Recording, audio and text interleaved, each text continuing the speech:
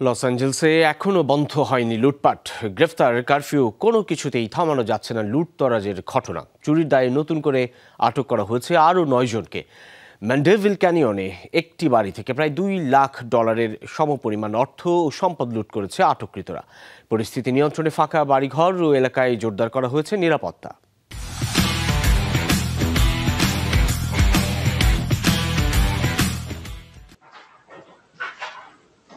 দাবানল কবলিত লস অ্যাঞ্জেলসের একটি বাড়িতে চুরির এই দৃশ্য ধরা পড়েছে সিসি ক্যামেরায়। আগুন থেকে বাঁচতে যখন বাসিন্দারা ঘরবাড়ি ছেড়েছেন, এভাবেই ফাঁকা ভবনে ঢুকে চালানো হচ্ছে লুটতরাজ।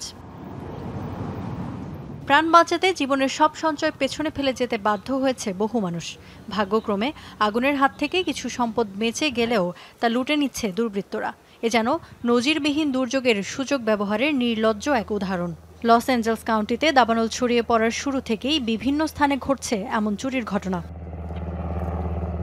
লুটপাটের অভিযোগে গেল শুক্রবারই আটক করা হয় 20 জনকে। এ ধরনের অপরাধ ঠেকাতে নেওয়া হয় কারফিউয়ের পদক্ষেপ, তবুও থামেনি লুটতরাজ। সোমবার একই অভিযোগে হাতে নাতে আটক করা হয় আরও 9 জনকে। অর্থসহ অন্যান্য মূল্যবান সম্পদ বাগিয়ে নিয়েছিল আটককৃতরা। তালিকায় ছিল এমি অ্যাওয়ার্ডের ক্রেস্ট পর্যন্ত।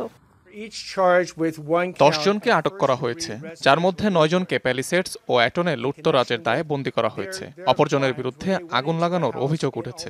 দুর্বৃত্তরা ম্যান্ডেভিল ক্যানিয়নে একটি বাড়ি থেকে প্রায় $2 লাখ সমমূল্যের অর্থ ও সম্পদ লুট করেছে।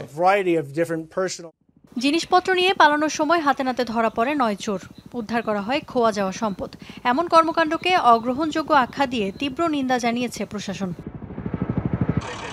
ক্যালিফোর্নিয়ায় গত মঙ্গলবার থেকে শুরু হওয়া দাবানলে ঘরবাড়ি ছাড়তে হয়েছে কয়েক লাখ মানুষকে। ফাঁকা এলাকা এবং গুরুত্বপূর্ণ ভবনগুলোর নিরাপত্তায় সতর্কতা বাড়িয়েছে প্রশাসন। তবে দাবানলের ভয়াবহতার মধ্যেই বাড়ছে বিশৃঙ্খলা। অনেক ক্ষেত্রেই ঠিকঠাক নজরদারি সম্ভব হচ্ছে না।